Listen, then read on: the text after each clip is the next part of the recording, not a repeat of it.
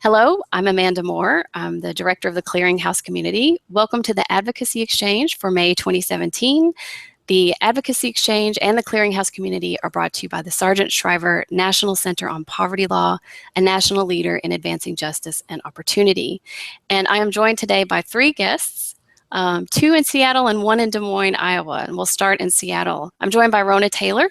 Rhona is the directing attorney for the Institutions Project at Columbia Legal Services. And sitting with her is Nick Allen. Nick is the staff attorney at the Institutions Project. So I will say hello to Rhona and Nick. Good morning. Thanks for being with us. And also joining us from Des Moines is Alex Kornya. He's the Assistant Litigation Director at Iowa Legal Aid. Hello, Alex. Hi. So my three guests wrote this month's Clearinghouse article. It's called Tackling Criminal Justice Debt, Efforts by Restricted and Unrestricted Civil Legal Aid Programs to End Practices that Unjustly Target the Poor. And you can find their article on the Clearinghouse Community. That's at povertylaw.org/clearinghouse. So I've told you how you can send your comments to us either through the YouTube Live, and I'm glad to see that any audio issues we were experiencing before are gone. You can also email me at amandamoore, M-O-O-R-E, at povertylaw.org. Now, let's talk about why we're here. Nick and Rhona and Alex wrote an article about criminal justice debt, just so we're all on the same page as we start this conversation. Nick, I'd like to start with you. Alex and Rhona, feel free to jump in afterward. But Nick, what are we talking about when we talk about criminal justice debt? Yeah, sure. That's a good question. And I think the broadest definition of criminal justice debt would be any debt that's imposed on people who are brought into the criminal justice system, so who are arrested, charged, convicted on all levels of offenses. So we're talking everything from felonies, misdemeanors, low-level, even low-level traffic offenses. And those that are imposed in all courts, so from courts of general jurisdiction, courts of limited jurisdiction, and we're talking about all of the fees, fines, costs, assessments, and even to some extent, depending on where you're at, discussions around restitution as well that are imposed as a result of coming into the criminal justice system. And even going broader than that, some folks would even include some of the non-criminal related debts. So even civil infractions have become part of the discussion on criminal debt. Yeah, that's the broadest definition, and there's an expansive list of different fees, fines, assessments, debts that can be imposed on folks, depending on the jurisdiction that you're in, depending on the level of the court. Thank you. Alex, I'll turn to you now. What exactly is the harm in having to pay a fee or a fine? Well, I'm just going to go back real quick to the definitional issue. In Iowa, the term that we, I'll wait for you guys to mute.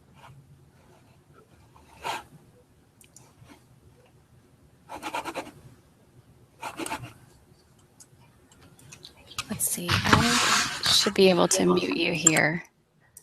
There we go. Okay, so just a little bit in the definitional issue, I think it's hard to define. It's one of those things that kind of, there's no bright line sort of when you're going into things that are similar to other areas. For example, our program, when we're looking at this, we call it court debt because that's what our state calls it, but it includes not just infractions or criminal convictions, but also a lot of our folks owe significant amount of money coming out of cases, criminal cases that were dismissed. A lot of our folks come to us with court debt that comes from non-quasi-criminal juvenile cases, like what we call child in need of assistance cases or parental rights terminations. And probably that might be somewhat unique to Iowa because we have one of the most stringent imposition and collection regimes for court-appointed attorney fee reimbursement. So paying back your defense counsel or your counsel as a parent in a juvenile action. But to go into the harm of having to pay a fine or fee, this is something that comes up a lot, actually, when we make presentations, especially coming from the law enforcement community and the legal community. Didn't these people acquire a sanction for which, they committed a culpable act. Well, going into one of the things I just said about the nature of court debt, at least as we look at it in Iowa, a lot of times the people who end up owing the largest balances perversely here are people whose cases were dismissed. And so what's the harm in owing the finer fee? Well, this person wasn't culpable and they're left with a significant economic barrier.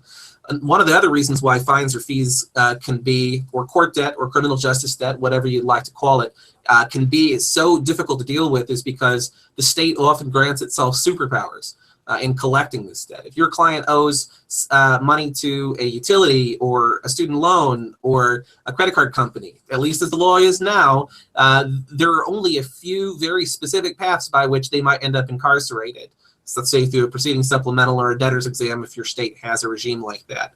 But for criminal justice debt, that is a very real possibility, even for issues that might not have carried the penalty of incarceration for the underlying offense. There's also the issue of proportionality. In Iowa, we found that a lot of costs are assessed more due to someone's status as being indigent than they are due to any kind of culpability. We have an analogy that we use, or an example that we use, of someone who's charged with a theft 3 in Iowa, and we're able to show that through the additional costs that are incident to indigence, the indigent person ends up owing up to 500% more than the non-indigent person for the same essential underlying set of facts in a criminal case. There's also the collateral damage that this causes on families, on children, on communities, which is often not necessarily looked at when you're looking at the confines of the criminal case. You're looking at the state and the victim and the offender, but people really aren't thinking about what the collateral effects of these things are in communities. And so even in situations where you have proportionality, the collateral effects can be huge, and in our opinion, that's a factor for mollifying those factors. Also, the purpose of criminal debt. It used to be that the purpose of criminal debt was to either serve as a punitive sanction or to make a victim whole. But increasingly over the last few years, other purposes have come into the equation, many of which are driving revenue and making the court system a self-sustaining enterprise, which is very problematic for lots of reasons, this being one of them. There is also the issue of lack of counsel. At many of the junctures where criminal justice debt affects people, even where someone might have had the right to counsel below because it was a criminal proceeding, during those later proceedings, as far as the collection phase, the right to counsel is not necessarily going to attach at many of those, especially if civil enforcement mechanisms are used. And finally, I would just say, one of the most important reasons is the integrity and perceived integrity of our justice system. To the extent that there are disproportionate fines that create extreme collateral damage, whose purpose is to raise revenue, and where people don't have the right to an attorney and can't exercise what rights they do have, that is something that creates potential doubt and undermines the integrity of the system. Well, thanks. And I want to follow up on a point you just touched on a little bit. Nick, I'll go back to you. So Alex mentioned that this is something that's been increasingly common. So I want to ask why this is more of an issue now. I don't remember hearing much about criminal justice debt 20 years ago, even 10 years ago. So why is this a growing issue?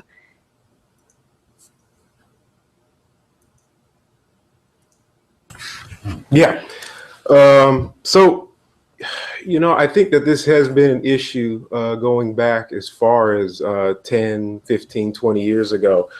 I can remember as far back as 2005, 2006, members of the communities that are affected out here in Washington State and in Seattle, talking to policymakers, talking to attorneys, talking to other advocates about the harms caused by what we call court debt out here, legal financial obligations. Particularly families of prisoners and the prisoners themselves, talking about how all of these harms are creating serious barriers to reentry. Now, unfortunately, at the time, it wasn't necessarily believed. It wasn't seen as a major issue. It was kind of flew under the radar. Yes, thanks for bringing this issue to our attention. We'll get around to it at some point. I think what was helpful is a lot of the work that was, at least out here in Washington, was work done by researchers like Dr. Alexis Harris, who did a report on legal financial obligations in Washington State way back in 2008. And so that started to bring it into the public consciousness a little bit more, including the consciousness of legal aid attorneys. And so the education around legal financial obligations started to occur. I think media coverage, particularly around the events in Ferguson a few years ago, really brought attention to this issue. You know, it was one of the main kind of byproducts of the events that happened out there, is finding out how communities of color, particularly the Black community, was being targeted for municipal fees and fines, and the harms that were caused by that. And we started to learn that this wasn't just something nationally that was happening, you know, in Ferguson, that this was a national issue. And then as a result of that, you know, we started to see more involvement from the Department of Justice. We started to see interest from the White House on this issue. As we mentioned in the article, you know, there was a national convening on this issue out in Washington, D.C. And so there became more of a focus on a criminal justice debt and impacts. And then, you know, I also think that the ability to collaborate and build coalitions among all the interested stakeholders has been helpful. I can remember, you know, that the NLADA started having discussions around this maybe 6-7 years ago. That's how I met Alex. I mean, you know, just having these national discussions, and one person starts talking about it and another person says, oh, wait, that's happening in my state as well. And so it really started to spread. Word about criminal justice that really started to spread because of those collaborations. And now there's a pretty strong network of legal aid and non-legal aid advocates that are pretty in touch with each other around these issues. So for better or worse, it's taken a while, but I think we're now at a point where we've reached critical mass on this issue, to the point where, you know, everybody realizes this isn't just limited to their own jurisdiction or their own court system. Well, I want to make sure, I know we could talk about describing the problem for a long time, but I want to make sure we get to some of the strategies about what to do with this for clients. I do want to ask sort of one more kind of setting this as a stage question of you, Rhona. Rhona, can you tell us who is most affected by criminal justice debt? And then we'll move into talking about some of the strategies of how to represent clients on this. Let me unmute you first, if I can. I don't know if you're going to have to unmute Rhona or not.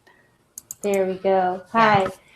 Sure. So what we have seen is that the most affected members of our community are those who are most impoverished. And so what's happening is that courts are imposing these legal financial obligations without doing a great job, or without at all looking into their ability to pay. And when that happens, many of our poor members of our community are basically receiving this debt and have they are unable to pay for that debt. And that affects necessities such as housing, their education. It affects, you know, various needs that they have. It also affects eventually their liberty interest, because if they don't have an ability to pay, then the courts may then incarcerate them for that. It can also affect voting rights, and it can affect their ability to just wipe clean some of the either non-conviction data, or some convictions that are able to be expunged or sealed or vacated. Oftentimes when a person would like to have convictions removed from their record, they have to first complete their legal financial obligations or pay them all off. And so our most impoverished community members are mostly affected by the imposition and collection of legal financial obligations. Okay, thank you, Rhona. I want to turn now to talking about some of the strategies to curb these problems, and I want to remind our viewers that we would love to hear from you. You can contact us through the live chat on YouTube, or you can email me at amandamoore, M-O-O-R-E, at povertylaw.org. So, interestingly, your two organizations are pretty different. So Alex is at Iowa Legal Aid, which is partially funded by the Legal Services Corporation. Nick and Rhona, you're at Columbia Legal Services, which is not an LSC-funded program and does a lot of broad-based advocacy. But this is an issue that you both have been able to take on in both organizations. So I want to talk about your work in turn. And Alex, we'll start with you. How has Iowa Legal Aid incorporated work on criminal justice debt into its regular client representation? You're muted, Alex. Okay, I would say that for us, it really kind of kicked into high gear in 2009 because there were our judicial branch had some pretty significant budgetary issues, and there were some legislative changes accompanying the funding issues that mandated a much more aggressive approach to collection of criminal justice debt. So we did not go looking for this problem. It found us in the form of the sort of underlying legal issue behind evictions, behind utility shutoffs, behind foreclosures, behind the sort of bread and butter legal aid LSC organization type direct services cases that we all do that have at their heart some sort of economic deprivation. And so we started looking at these issues because we were just thinking, well, we can find the technical defense to the eviction that's based on this economic deprivation, but we need to figure out what the underlying issue is and how to get to that. And, people were coming to us saying things like, I'm having 80% of my gross income being garnished for court debt. And we thought to ourselves, now, we operate in a consumer world, but that sounds wrong when we're looking at debtors exemptions. And so we did some research, looked into the processes, determined that we were within the lines as far as LSC restrictions to operate on something like this with the civil process. And there's a whole different conversation about LSC organizations being able to do this. And if anybody wants to contact me afterwards, I can give you more about that. But we started doing the work basically with those garnishments, and now we've spread to doing court debt work it's become a part of our normal sort of pantheon of different types of cases that we work on. We do everything from defending people in garnishments before administrative agencies, judicial garnishments actually filed by our prosecutors in cases which are very similar to what our consumer garnishments, private sector garnishments look like. We've challenged the imposition of court debt in certain cases. We have done work with expungement that's related to court debt. We do bankruptcies and about 20 other different things that I have here on a list that I just won't go into. Suffice it to say, since 2009, it has become sort of a major part of what we do.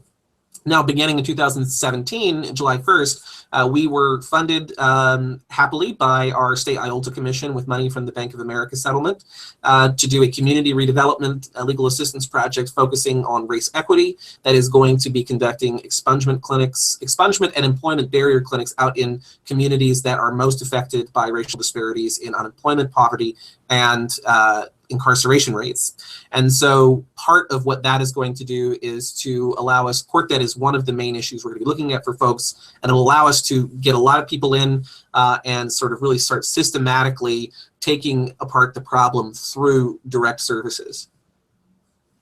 Thank you. And now I want to turn to Seattle, to Columbia Legal Services. Nick, how is the work that you're doing at Columbia Legal Services different from what Alex just described in Iowa? Yeah, so I'd say the primary difference is our work is a little bit more focused, particularly within the institutions project out here at CLS. So we represent people who are in prisons and jails as well as those who are coming out. So our work around criminal justice debt or legal financial obligations is really looked at through a reentry lens. That's one of our priorities here in the Institutions Project, and criminal debt is one of those major barriers to reentry, as I mentioned earlier. And so we're looking specifically at debts that are imposed on people as a result of their criminal convictions. And many of those individuals that we're looking at have debts not as the result of municipal fees and fines or due, but our focus is mostly on, individuals who are coming through our superior courts, through our district courts, and receiving those debts as part of a conviction. And unlike the situation that Alex described, where debts are imposed on even acquitted defendants or defendants whose cases have been dismissed, that's not the case out here in Washington. You can only impose these legal financial obligations on individuals who have been convicted. And so that's how we've looked at it, and we've addressed this primarily through four means. One is we have a reentry clinic where the bulk of the work coming through the clinic is individuals who have legal financial obligations. We're trying to explain the law to them, trying to find out whether or not there's any way to address the legal financial obligations, and in many cases provide some direct representation for those individuals. A continued outreach and education. I think that now that there's an understanding that this is a problem, but I still think that there's an issue around why is this a problem, and so we still have to educate the legal community, educate policymakers, educate the community at large. We've been involved in policy work out here in Washington State to bring about comprehensive legal financial obligation reform. We've been successful in some efforts in the past. The comprehensive reform is still moving along, but it's something that we think fits into the larger picture around reform in Washington State. We know it's not the only vehicle to bring about changes, but it is an important part of those changes. And we've done some media work as well. We, along with the ACLU of Washington back in 2014, did an investigation of legal financial obligations statewide, produced a report, did follow up with each of the counties that was that we had put a particular focus on to try to bring about changes in each of those counties. So, that's kind of a summary of what we're looking at out here in Washington. And Rhona, I want to stay with you all there. So we've just heard sort of what you're doing in Iowa, what we're doing in Washington. Is this a state-by-state issue, or to what extent are people collaborating across state lines or even on the federal level? Yeah, this is a state-by-state issue. It's a national issue. It's a judge-by-judge issue. It's a jurisdiction-by-jurisdiction issue. What's happening is there's not a lot of set criteria when it comes to assessing an ability to pay for purposes of imposing legal financial obligations. There's also no criteria oftentimes, especially here in Washington, with determining whether a person has manifest hardship for purposes of remitting or removing their legal financial obligations. So what we're noticing is that, across states and within states, there are differences. Judges do whatever they want to do, but there are also commonalities. And so coming together and being collaborative with legal aid attorneys along with non-legal aid attorneys has been helpful, because we've been able to identify more issues, especially with expanding the discussion beyond just what's happening in the, with respect to the actual conviction, but looking at the bankruptcy issues and looking at, collection issues with the Fair Debt Collection Act. So, we are doing collaborations with other organizations across the country. There are organizations such as the Legal Impact Network that gets together throughout once a month and discusses criminal records and things such as legal financial obligations. There's also the DOJ grant that was recently provided to 5 states for, I think the DOJ granted about $500,000 to 5 states to address legal financial obligations in their state. And there are, we collaborated with Alex along with the National Consumer Law Center in Harvard to address more debt collection and how consumer law attorneys can address this with their own clients. So there's a lot of collaboration, and everything isn't the same throughout the states, but there are commonalities and there's ways to help each other even when there are differences. Well, Thanks, Rhona. We've had a couple of questions come in from Giovanna. I know we're nearing the end of our time, but I'd like to get to these, but I'll ask you all to answer kind of quickly if you could.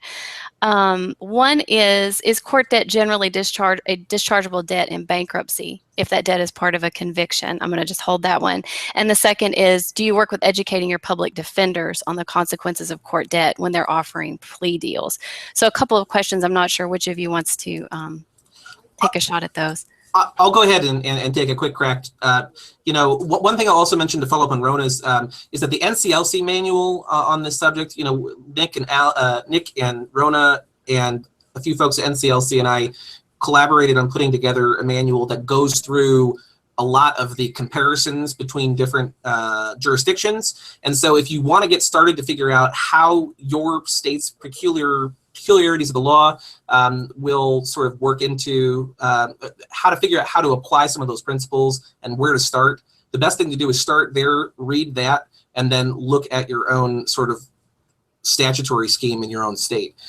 The other thing, so to focus on what you were asking there, bankruptcy is a complicated thing. We had there's a whole section about dischargeability of criminal justice debt in that NCLC guide, which by the way is called Confronting Criminal Justice Debt. So if you Google National Consumer Law Center, Confronting Criminal Justice Debt, and you look for Volume 2, which is litigation guide, you will find an exposition that talks about this at length. The short version is it really depends on what kind of debt you're talking about, and oftentimes it's a mixed bag. People think about court debt or criminal justice debt or whatever you like to call it as a monolith, and people just owe $1,000 in quote fines. Well, actually, if you look at what people owe, they might owe $200 in fines. They might owe a fee for this, a surcharge for that, cost for their public defender, cost for their incarceration. And all of those things have a somewhat different bankruptcy analysis. So you have to look at each element of the underlying debt to be able to determine dischargeability. There's a whole, one of the other things I'm going to pitch now is that NCLC, to follow up on the manual, is going to be doing a series of webinars, one of which I happen to know is going to be just on bankruptcy. So stay tuned for that, and you'll be able to get a much more detailed answer to your question then. Or feel free to call me or contact me at any time. I enjoy talking about this when I can find the time to do that. And then the other question is, do you educate your public defense network about it? I for sure do. It took a little while for us, I think, to get that audience and to get them to understand that it was important to sort of compare notes, but we've done presentations for our state public defender network and also local criminal defense bars.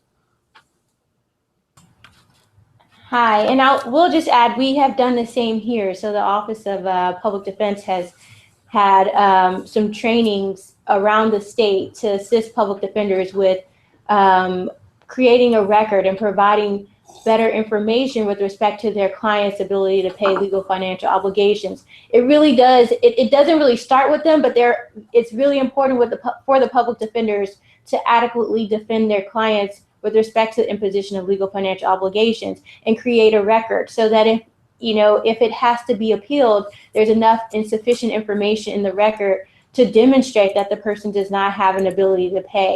And public defenders oftentimes have shared that they, don't have enough time or whatever it may be. But what we have done is we've helped with assisting with creating financial statements or, creating some type of form or just a colloquy of questions that they can ask their client to get as much information as possible. So please continue to encourage, our brothers and sisters in public defense to provide the financial information they need to provide for their clients so that they don't have this burden and debt after, either serving time or, just returning to the community. Yeah. And if I could just quickly add, I think there was part of the question that asked about court debts in the context of plea negotiations. It's a huge problem out here. Even when it's one of the ways to get out from under the law that says the court has to conduct an individualized inquiry into ability to pay on certain legal financial obligations. So this is just starting to come to the light around how there's really a loophole in that law. One of the ways that we started to address that is through the grant that Rhona mentioned. We have subgroups that are looking at different flaws in the system and ways that we can address those flaws. Right now, there's not really one solution to this problem, but we have been engaged in ongoing discussions with public defense about what those solutions might look like. All right, well, thank you. And I want to add that Ed commented that the NCLC Confronting Criminal Justice Debt Guide for Litigation has been tremendously helpful during ability to pay hearings, and says thank you. So I wanted to throw Awesome. that in there, that you got that. And I will also add that in the follow-up email that all of you who registered for today's program will receive, we'll add the contact information for Alex and Nick and Rhona, and I'm certain they'd be able to answer any of your questions that we didn't get to, or share some of these resources that they've talked about. I'll also remind you that you can find links to much of this in their article, Tackling Criminal Justice Debt: Efforts by Restricted and Unrestricted Civil Legal Aid Programs to End Practices that Unjustly Target the Poor. And you can find that on the Clearinghouse community. That's at povertylaw.org/clearinghouse. If you enjoyed today's program and this kind of topic and these articles, please join our mailing list. That's at connect.povertylaw.org/clearinghouse. And then you'll be sure to get notification of new articles that are published and future events such as today's Advocacy Exchange. And in a bit of very exciting news, I'm happy to announce that the Advocacy Exchange is now available as a podcast. So if you miss an episode, but you don't have time to sit in front of a screen to catch up, now you can take the audio with you. You can subscribe to the Advocacy Exchange podcast wherever you subscribe to your other podcasts. So give it a listen. I'll also invite you to join us for next month's Advocacy Exchange. We'll continue with a related topic next month. So if you are interested in today's topic, we'll probably talk a little bit more about criminal justice debt next month, when we go through basically what is a legal issue checklist for attorneys that they can use when they're representing a client who's coming out of the criminal justice system. It's how to spot a client's reentry legal issues. I'll be joined by Vidhi Joshi of the Legal Aid Society of Middle Tennessee and the Cumberlands, and that will take place on Tuesday, June 13th, same time as today's broadcast, 1 o'clock Eastern and 10 o'clock Pacific. And I want to thank all my guests again. Thank you, Alex. Thank you, Nick. Thank you, Rhona. And I hope that you will join us again next month. Thanks for joining us today. And remember, until then, that you are not alone out there. Thanks. Thank you.